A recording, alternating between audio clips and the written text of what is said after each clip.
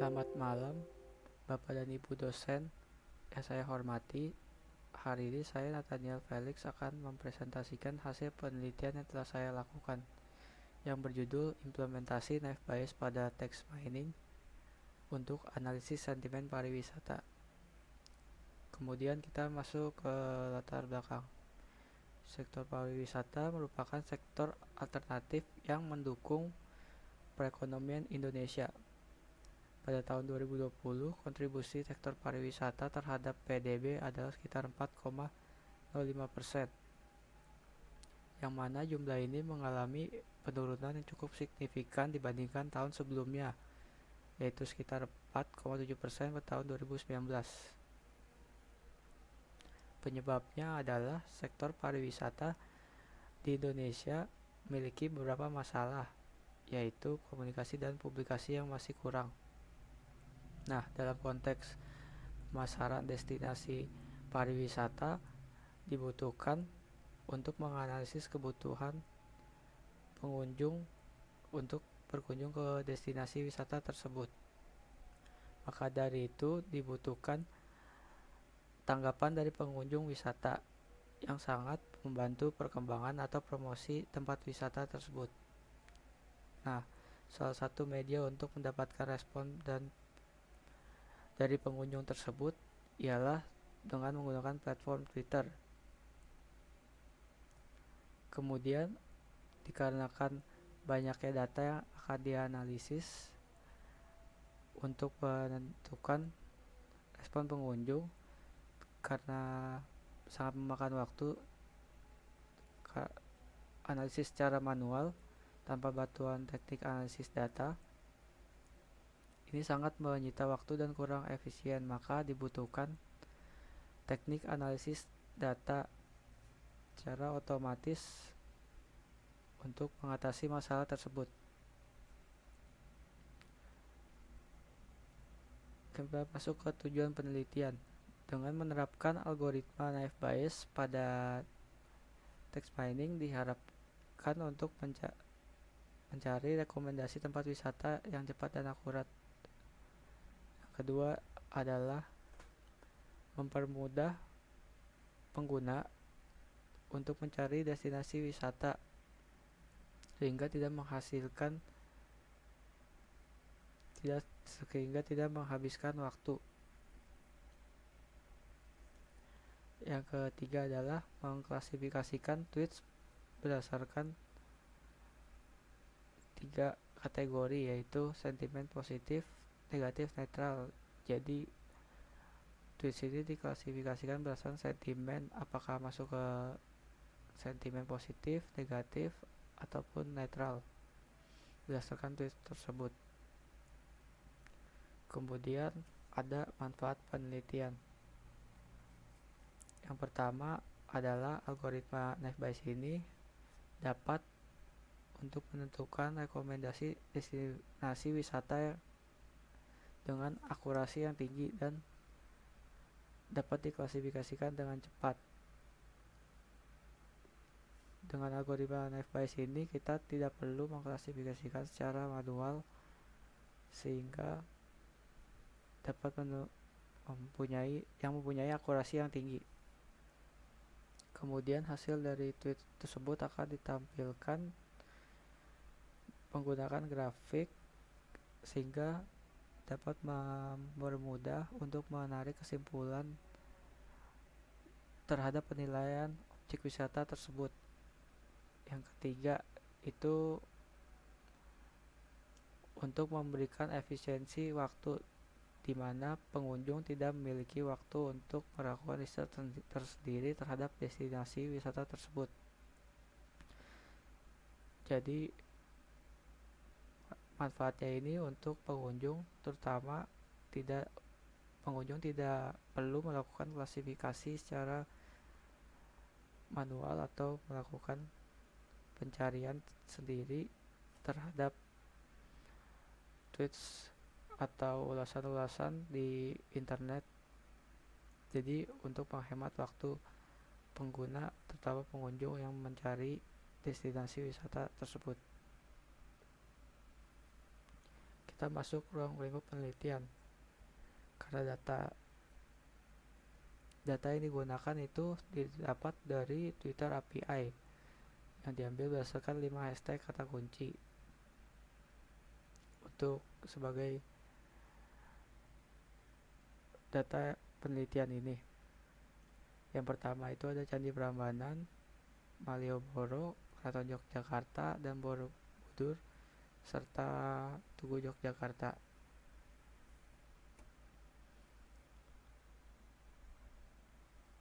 Ini merupakan gambaran dari proses keseluruhan dari text mining ini.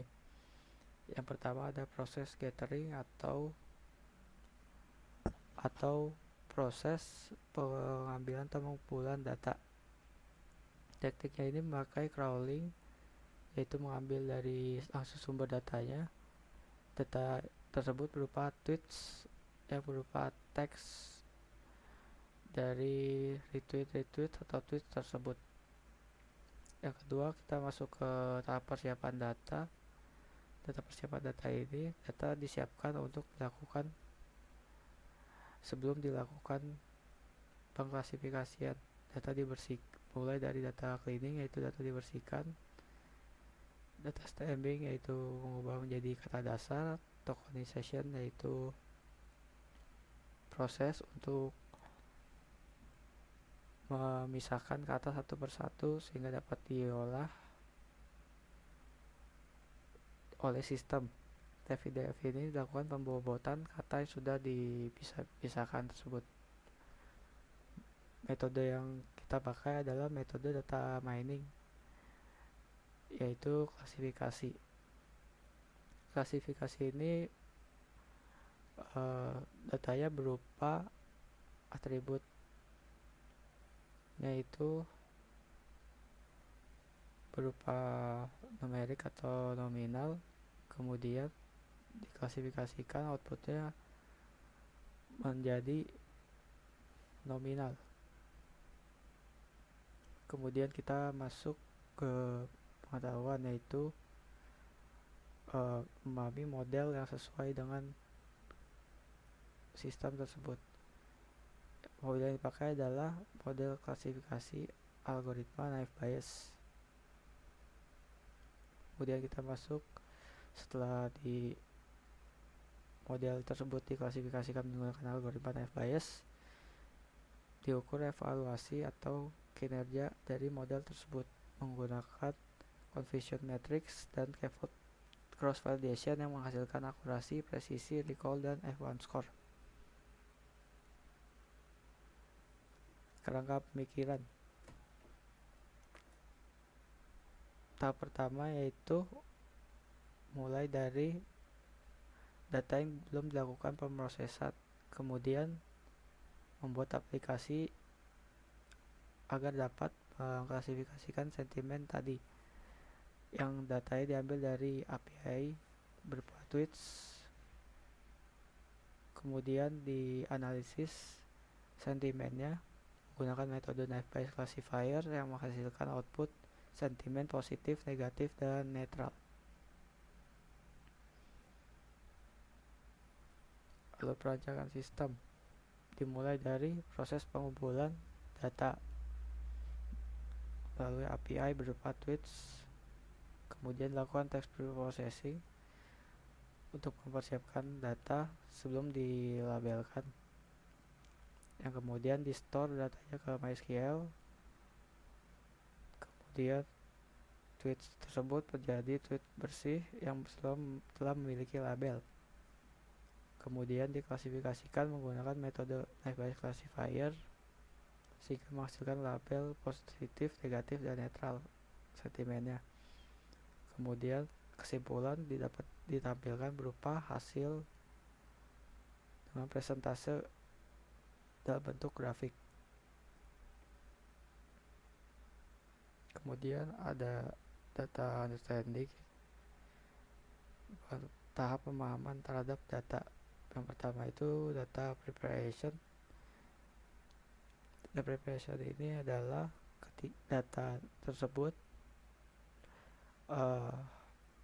Tujuan dari data preparation ini adalah untuk mengatasi masalah yang mungkin muncul akibat data yang tidak lengkap atau tidak terstruktur, sehingga data tersebut dapat diolah. Proses data preparation ini merupakan proses yang sangat penting karena kualitas data sangat mempengaruhi hasil analisis yang akurat. Sumber dataset ini Twitter API yang di dataset ini memiliki jumlah sebanyak 2717 data yang diambil pada tanggal 17/3/2003 sampai dengan tanggal 17 April 2023, yang mana sekitar 1 bulan pengambilan datanya. Dataset ini memiliki 5 atribut, yaitu ID tweets, tag dirty, tanggal ambil, dan hashtag. Kemudian dataset yang dipakai adalah atribut text dirty karena mengandung sentimen atau untuk diolah sehingga dapat menghasilkan output berupa label dari teks-teks ini. Karakteristik dataset dari atribut tadi yaitu data primer. Data primer ialah data yang didapat langsung dari sumber data yang dikumpulkan oleh peneliti secara langsung dari asal datanya. Kemudian datanya ini ada kualitatif, yaitu data berupa kata-kata atau kalimat dan bukan berbentuk numerik atau angka. Kemudian data ini adalah data tidak terstruktur yang dalam bentuk teks. Karena sifatnya tidak terstruktur, data ini memerlukan teknik khusus untuk pengolahan dan analisisnya. Pengolahan data yang tidak terstruktur ini salah satunya adalah melibatkan ekstraksi informasi, analisis teks, pengenalan pola, dan dengan teknik pengolahan NLP atau Natural Language Preprocessing. Salah satu contoh NLP adalah dengan menggunakan analisis sentimen untuk menganalisis emosi dari teks tersebut.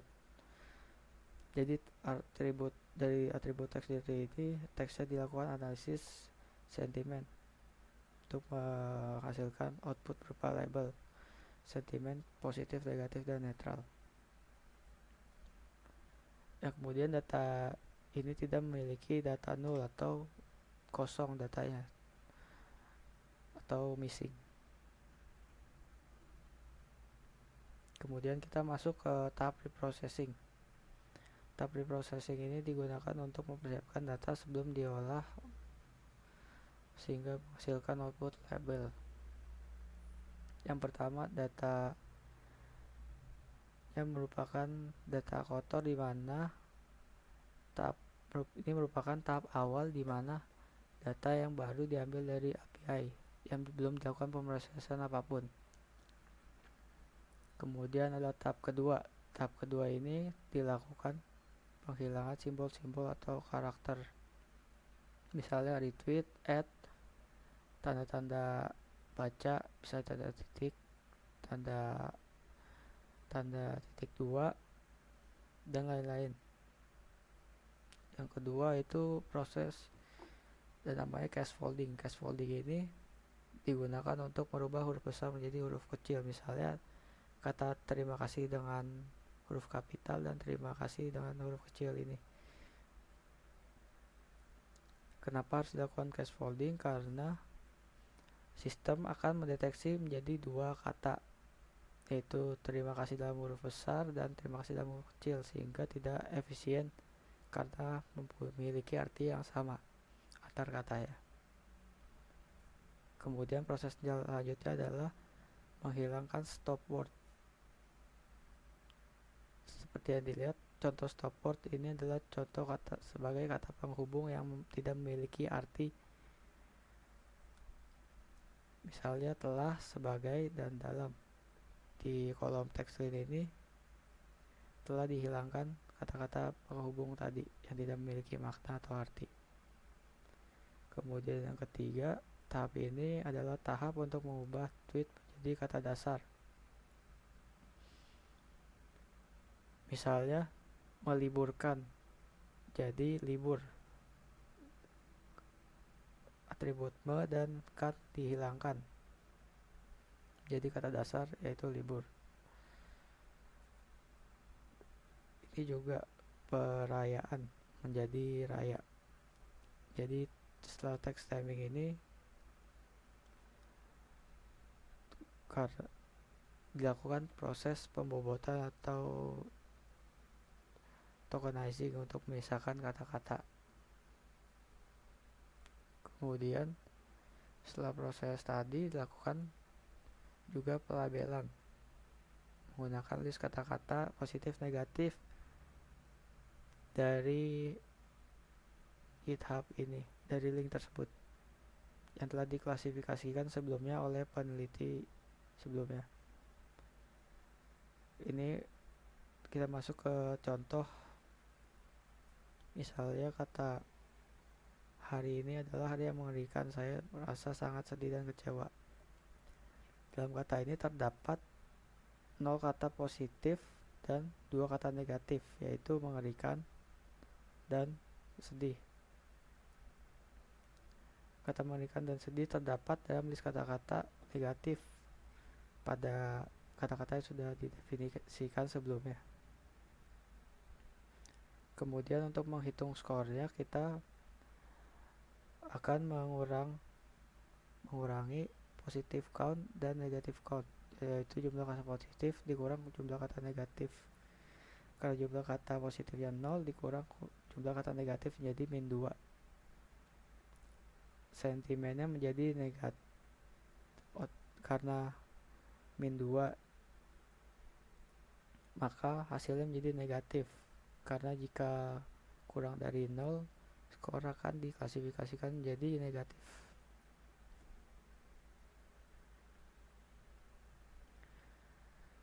Kemudian ini adalah kumpulan jurnal-jurnal yang telah dari penelitian sebelumnya. Dari semua judul ini menggunakan beberapa metode yang berbeda dan menghasilkan hasilnya juga yang berbeda. Contoh penelitian yang berjudul To Do Some Compromise Assessment via Social Media Using Sentiment Analysis menghasilkan akurasi sebesar 89,3%. Kemudian yang kedua, contoh jurnal yang kedua menghasilkan akurasi 86,6% dan selanjutnya 77,50%. Dari hasil analisis ini memberikan kesimpulan naive Bayes menghasilkan hasil yang cukup baik untuk menganalisis teks yang mengeluarkan output berupa sentimen positif, negatif, atau netral.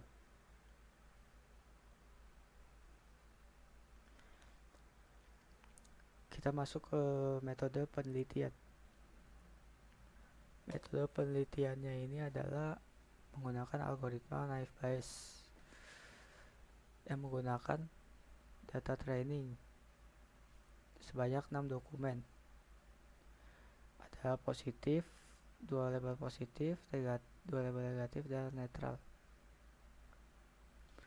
Dari teks tersebut diperoleh count positif sebanyak 26, negatif 27, dan netral sebanyak 26. Count positif ini didapatkan dari misalnya kata aduh di sini ada terdapat pada dokumen negatif, dokumen ketiga sebanyak 1. Kemudian kata asin di dokumen keempat mendapatkan 1. Dari bobot ini dihitung keseluruhannya dari seluruh kata-kata ini menghasilkan positif 26, negatif 27, dan netral 26. Kemudian ada yang namanya term. Term itu adalah kata menghasilkan total keseluruhan menjadi 63 term. Satu persatu kata yang sudah ditokenize ini, misalnya aduh, asin, ayat, bagus, bahan, itu 5 term. Dan ini dari 6 dokumen ini ada 63 term atau 63 total kata yang berbeda.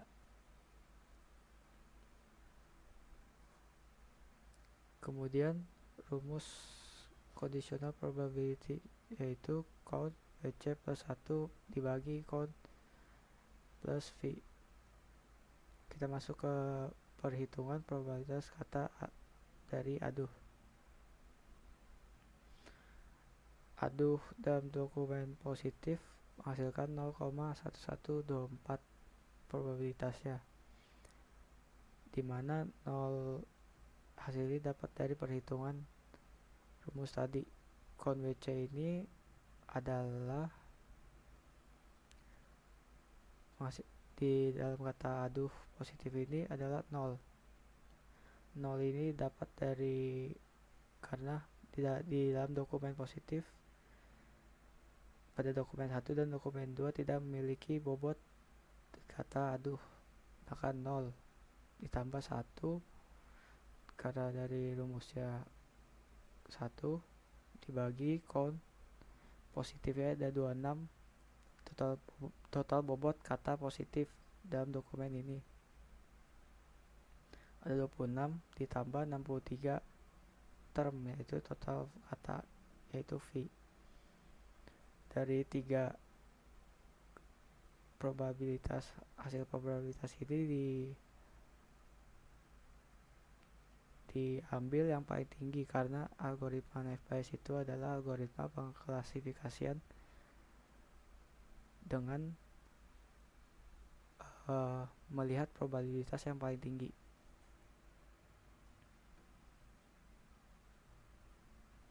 Selanjutnya ada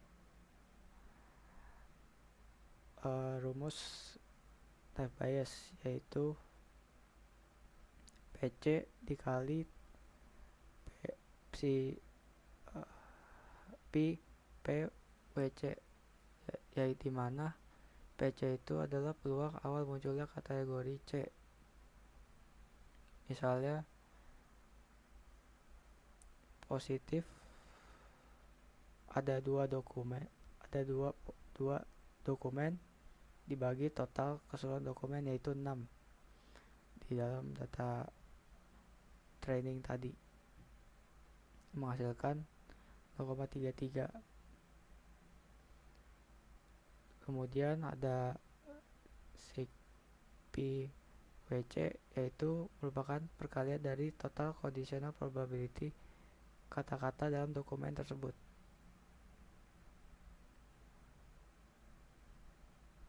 Yaitu kemudian dimasukkan dalam rumus yaitu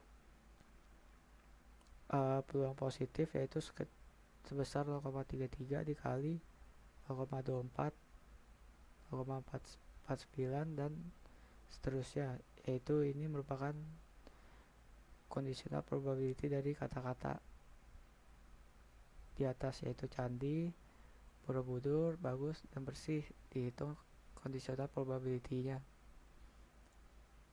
menghasilkan 0,08 kali belakang koma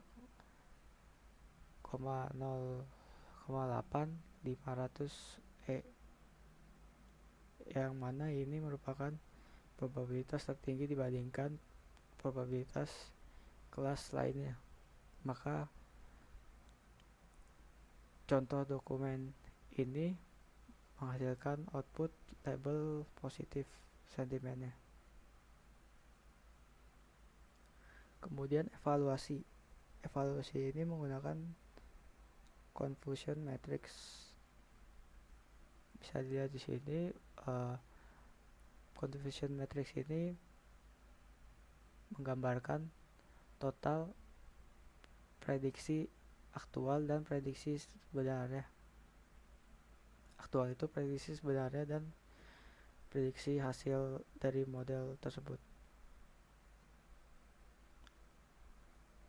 yang mana menghasilkan true negatif sebesar 240, yaitu true negatif merupakan label yang diprediksi positif dan sebenarnya label yang diprediksi negatif dan juga sebenarnya negatif. Kemudian true positif, di mana 647 merupakan label yang diprediksi positif dan sebenarnya juga positif.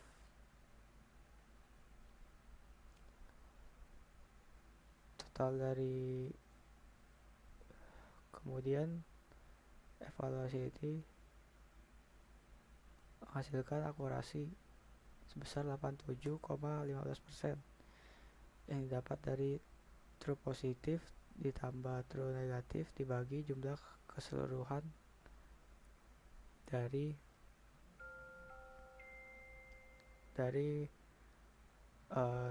total data tersebut. Akurasi ini menggambarkan seberapa benar model dalam mengklasifikasikan yang sesuai dengan nilai sebenarnya. Misalnya ada 80 data yang diprediksi dengan benar dengan total data 100, maka itu adalah 80% akurasinya. Sedangkan nilai presisi ini menggambarkan ketepatan suatu model dalam mengklasifikasikan data oleh model tersebut. Jadi presisi ini menghitung presentasi data yang benar-benar positif dari total data yang diklasifikasikan sebagai positif.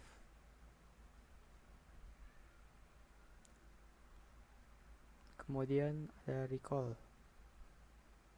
Recall ini dapatkan dengan membagi true positif dibagi true positif plus false negatif, menghasilkan sebesar 78,51%. Recall ini menggambarkan keberhasilan suatu model untuk menemukan suatu informasi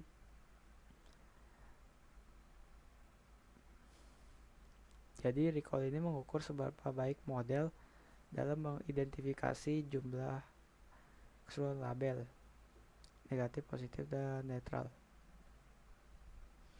Sedangkan F1 score ini merupakan rata-rata dari recall dan precision yang menggambarkan suatu harmoni antara perbandingan rata-rata precision dan recall.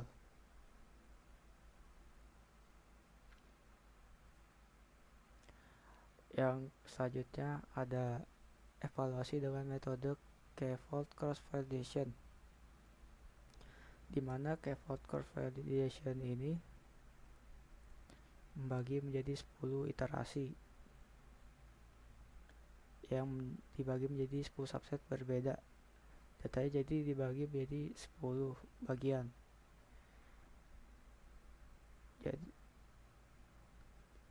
yang biru ini merupakan data untuk data uji, yang putih ini adalah bagian data untuk data training. Apa sih keuntungan menggunakan metode ini?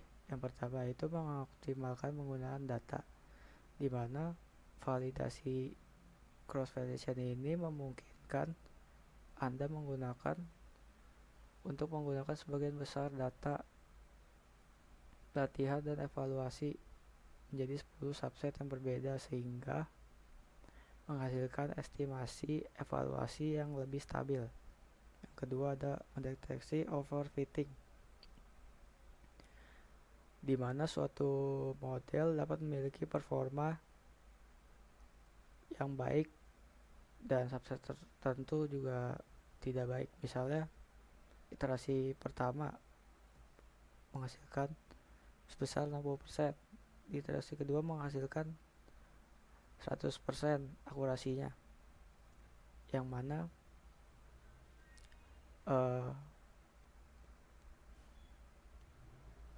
hasil ini tidak kurang baik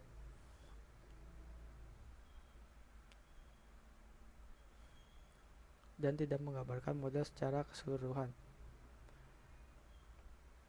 Yang ketiga yaitu mengurangi variasi estimasi evaluasi.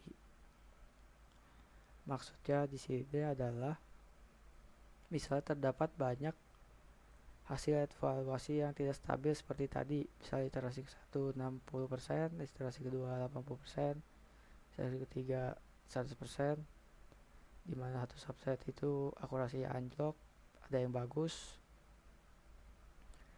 Jadi K-fold validation ini menggunakan rata-rata dari setiap iterasi di total semuanya, sehingga lebih menggambarkan hasil dari evaluasi model ini.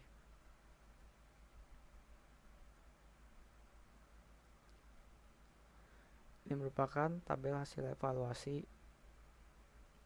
di mana terdapat akurasi, recall, dan precision dan confusion matrix. Pada iterasi pertama menghasilkan akurasi sebesar 0,875, 75%, 87%, yang kedua 84%, kemudian sampai 10, kemudian hasil ini di rata-rata menjadi hasil seperti berikut.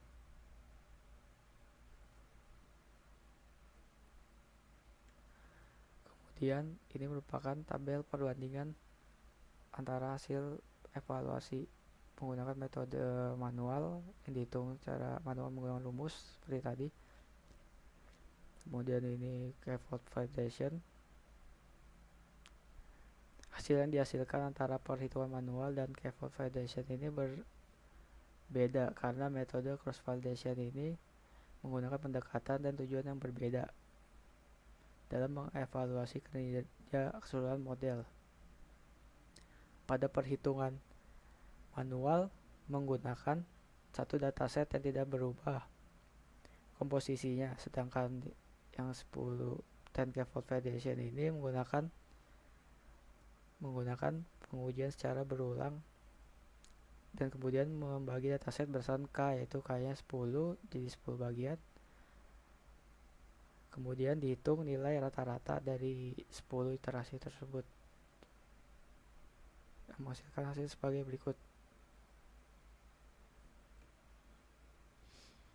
Kesimpulan penelitian ini, yang pertama, sistem ini dapat mengklasifikasikan sentimen berdasarkan positif, negatif, dan netral. Kemudian sentimen yang ada di Twitter dapat dianalisa dengan cepat menggunakan metode naive Bayes sehingga dapat mempermudah pengguna untuk menemukan tempat wisata. Yang keempat, metode naive Bayes berhasil diimplementasikan dan mendapatkan akurasi sebesar 87,15% yang diuji menggunakan metode K-fold validation yang tadi. Kemudian selain akurasi, evaluasi ini juga melibatkan penggunaan F1 score yang merupakan harmoni dari perbandingan antara recall dan presisi, kemudian dari recall dan precision sebesar 89%.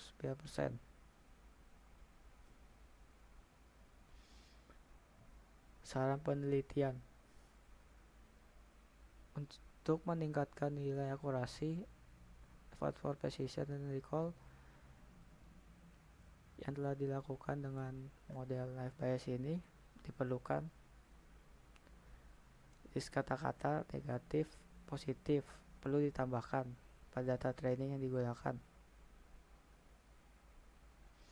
dan dapat juga menggunakan jumlah data training yang lebih seimbang, misalnya tidak jomplang jauh gitu kata-kata, list kata-katanya. Misalnya yang label positif ada 1000, label negatif cuman 50. Itu akan mempengaruhi keseimbangan dalam mengklasifikasikan, karena data training tidak cukup untuk memahami probabilitas kata-katanya, itu sangat jauh. Yang ketiga itu menggunakan optimisasi menggunakan algoritma spot untuk menangani ketidakseimbangan dalam dataset. Kemudian kita masuk ke website. Di tab pertama itu adalah tab pencarian data, di mana data tersebut dianalisis dengan memilih hashtag yang ada. Misalnya jadi Prambanan. Dalam tab ini data akan dianalisa. Setelah analisa selesai akan muncul kolom added successfully, di mana hasil analisa tweet Candi Prambanan yang telah dilakukan pre-processing yang menghasilkan output berupa label. Misalnya berapa harga tiket Candi Prambanan, netral, diklasifikasikan sebagai netral. PT tutup ini sebagai negatif. Terima kasih, libur area Candi Prambanan, diklasifikasikan sebagai positif.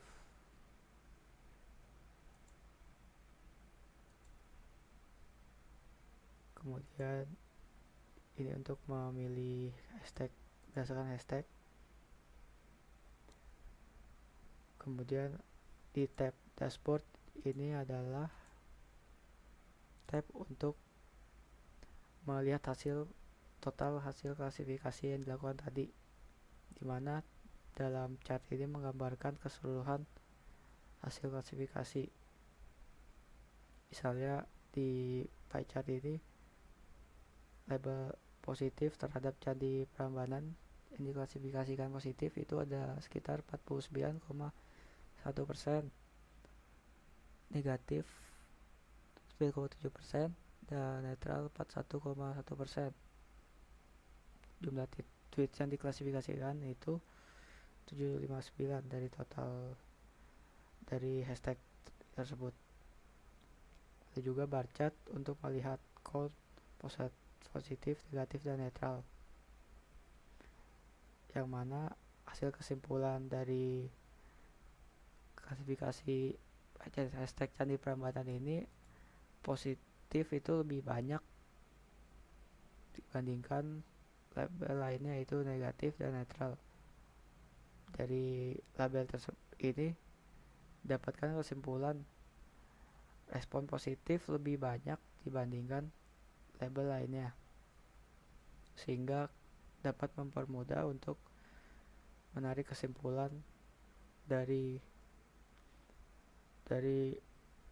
teks-teks respon tweets tersebut. Terima kasih.